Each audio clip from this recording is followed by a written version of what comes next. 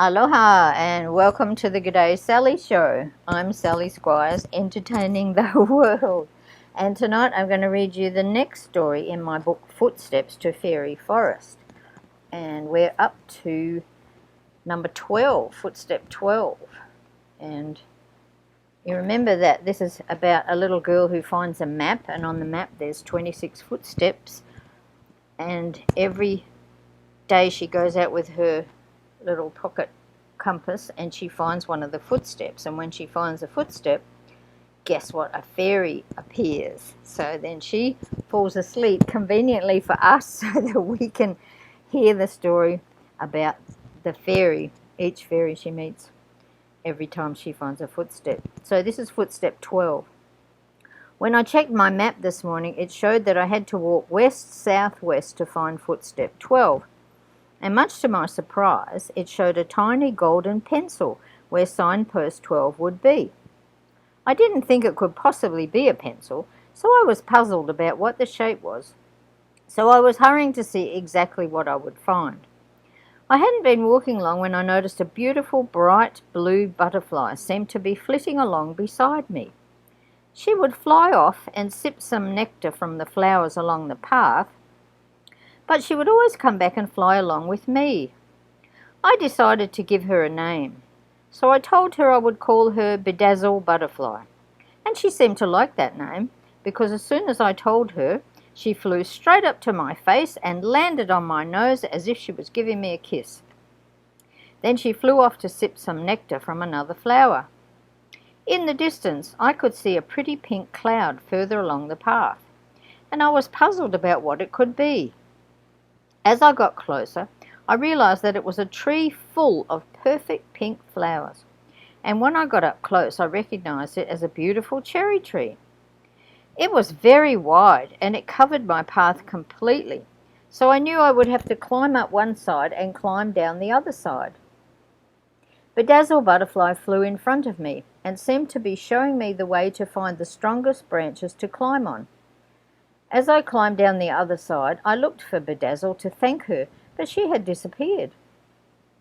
I was still very puzzled about the tiny golden pencil and wondering just what this sign could be when I noticed a bright yellow light up ahead. I was so excited that I clung tight to my bucket and spade and I ran to the yellow light. The sun must have been just at the right angle to reflect so much light off whatever the object was. Well, blow me down. When I got there, I could see that it was a tiny golden pencil. I placed it carefully in my bucket and then I smoothed off the dirt which was underneath the pencil. Sure enough, there was the stone marker for footstep 12. My heart was beating so fast while I waited for the fairy that I thought I might faint. So I sat down on a big rock to wait for the fairy. And soon I could see a bright flash of rainbow colours. So I got out the golden pencil from my bucket and held it out, and sure enough, the rainbow-coloured fairy landed on the end of the golden pencil. She said she was Lumenesta, the fairy of the light, and then I fell asleep. So while our little girl is asleep, we can hear the story of Lumenesta, the fairy of the light. Lumenesta, the fairy of the light, couldn't remember a time when the sunlight hadn't lit up the forest as it did every morning. But today was different. There was something dreadfully wrong. It was still dark all over the forest when it should have been light. She could hear the birds all stretching their wings ready to fly, but then they stopped. They were waiting for the first rays of the sun to warm up their feathers so they could get their speed up when they took off and started to fly. Grenadier Gallythump, the grandfather owl, was perched on his favourite branch, waving his wings around in the air to warm them up.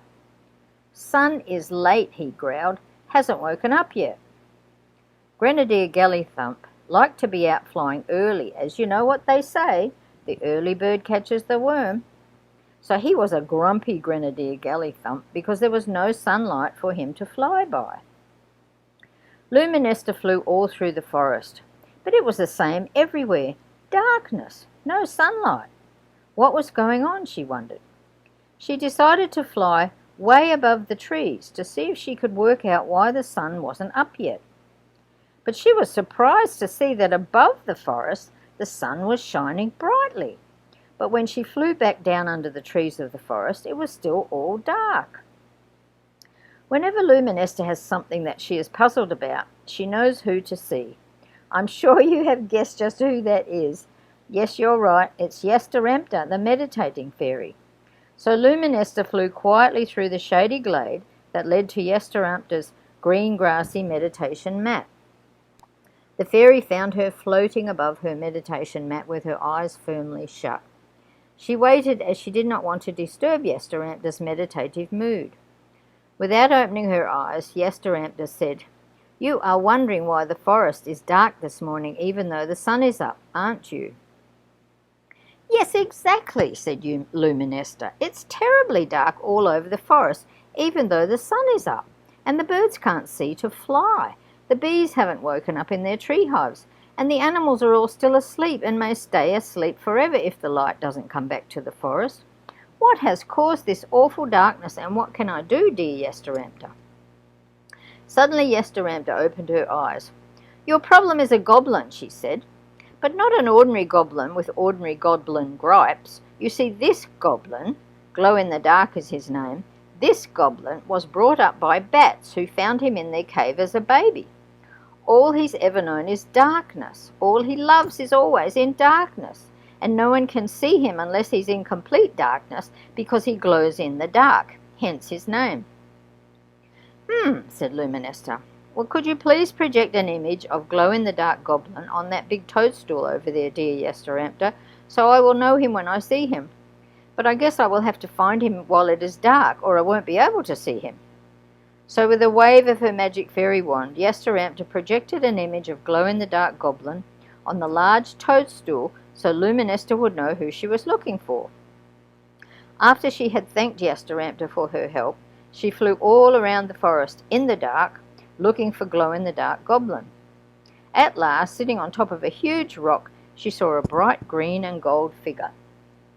As she flew in closer, she could see that it was, in fact, Glow-in-the-Dark goblin sitting there smiling to himself. The fairy flew up to the top of the rock and landed right near the goblin. "Excuse me, Mr. Goblin, but did you put a spell on the forest so that it would always be in darkness?" The goblin turned around and his smile faded to a nasty sneer. "And who wants to know?" he asked. "I do," said the fairy. "I am Lumenesta, the fairy of light, and it is a great concern to me that you have turned the forest into darkness." "Well, that's how it's going to be from now on," said the goblin. "Otherwise no one will be able to see me or my beautiful green and gold shades." The fairy tapped the goblin's golden boots. "I see your point," she said, "but the problem with that is that all the other creatures in the forest need the light so they can see to fly and make honey and build nests and do all the things that they normally do. They can't do any of that in the dark." Glow-in-the-Dark goblin just grinned. "Well, isn't that just too bad?" he said, "because that's the way it's going to stay, dark, because that's the way it's going to stay." And he hopped down off the rock and started to walk away from the fairy. "Wait, Mr. Goblin, just wait a minute." The goblin hesitated. "Why? Why should I wait?" he said. "I have lots of things to do now that the forest is dark and I can be seen." "Wait," said the fairy again. "What if I could make it so that you could always be in darkness, so that you could always be seen, but the forest itself would still be light?" The goblin laughed a hearty laugh. "Well, you'd have to make some very strong magic to make that happen," he said. "What if I show you exactly what I mean?" said Lumenesta. "Go ahead," said Glow-in-the-Dark goblin. "Knock yourself out, because I don't think you can do it."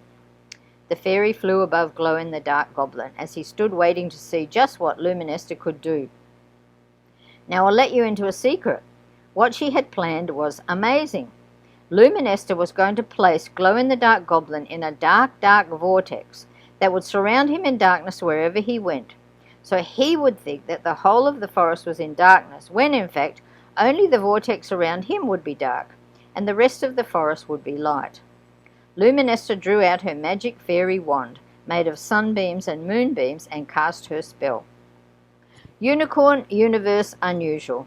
Glow-in-the-Dark goblin glowing, veiled vortex view, hiding light from you. And to make sure her spell would be extra strong, she sprinkled the goblin with green and gold magic fairy dust. Then she waved her wand again and said her magic spell to bring back the light to the forest. Unicorn universe unusual. Let light load, forest forever fine, sunshine sparkling soon. The goblin laughed at her. See, I knew you couldn't do it, he smirked. The forest is still dark. Lumenesta could see quite clearly that light had returned to the forest, and she smiled to herself that glow-in-the-dark goblin couldn't see it, as he was in the center of a dark vortex. So that was footstep 12 from my book, Footsteps to Fairy Forest.